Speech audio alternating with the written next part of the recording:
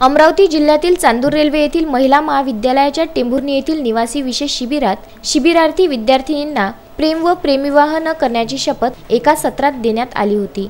त्यावर सोशल मीडियातून काही संमिश्र प्रतिक्रिया उमटल्या होत्या। त्या प्रतिक्रिया लक्षात घेता महिला महाविद्यालयातील प्राचार्य व प्राध्यापक झुकले यांनी प्रसिद्धी पत्रक काढीत दिलगिरी व्यक्त करून माफी मागितली आहे।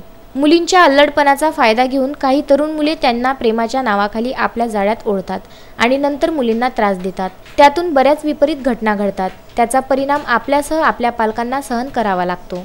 आपली नाहक बदनामी होते, म्हणून अशा घटनांना वेळीच लगाम लावणे आवश्यक असते। त्यासाठी मुलींनी आधी आपले शिक्षण व आपले करिअर घडविण्यासाठी सतत लक्ष दिले पाहिजे, असे परिणाम टाळले पाहिजे। या भावनेने ती शपथ विद्यार्थिनींना दिली होती, असे महाविद्यालयातर्फे सांगण्यात आले होते। परंतु या शपथेमुळे काही लोकांच्या भावना दुखावल्या, तसेच काहींच्या समोर व्यक्ती स्वातंत्र्याचाही मुद्दा उपस्थित झाल्याचं लक्षात आलं।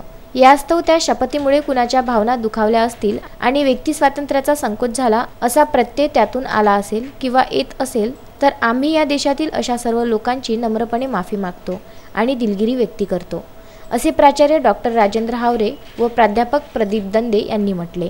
या शपथबाबत राज्यस्तरावर टीका करण्यात आली होती। माजी मंत्री पंकजा मुंडे यांनी ट्विट करून म्हटले होते की शपथ मुलींनाच का, याबाबत त्यांनी तीव्र नाराजी व्यक्त केली होती। तर विवाह हा त्यांचा वैयक्तिक प्रश्न आहे, त्यात इतरांनी लक्ष घालू नये किंवा तशी कोणावर बळजबरी केली जाऊ नये, असे पर्यावरण मंत्री आदित्य ठाकरे यांनी म्हटले होते। याशिवाय मुलींना अशी शपथ द्यायला लावणं ही दुर्दैवी बाब असल्याचं राज्यमंत्री आदिती तटकरे यांनी म्हटलं। यावर राष्ट्रवादी काँग्रेसच्या नेत्या सुप्रिया सुळे, भाजप नेत्या चित्रा वाघ यांनीही प्रतिक्रिया दिल्या।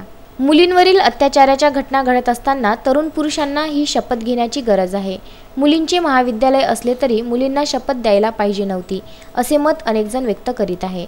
परंतु चांदूर रेल्वेच्या महिला महाविद्यालयाच्या एका प्राध्यापकाने तरुणींना शपथ देत आपल्या अज्ञानाची प्रचिती दिल्याचं दिसत आहे।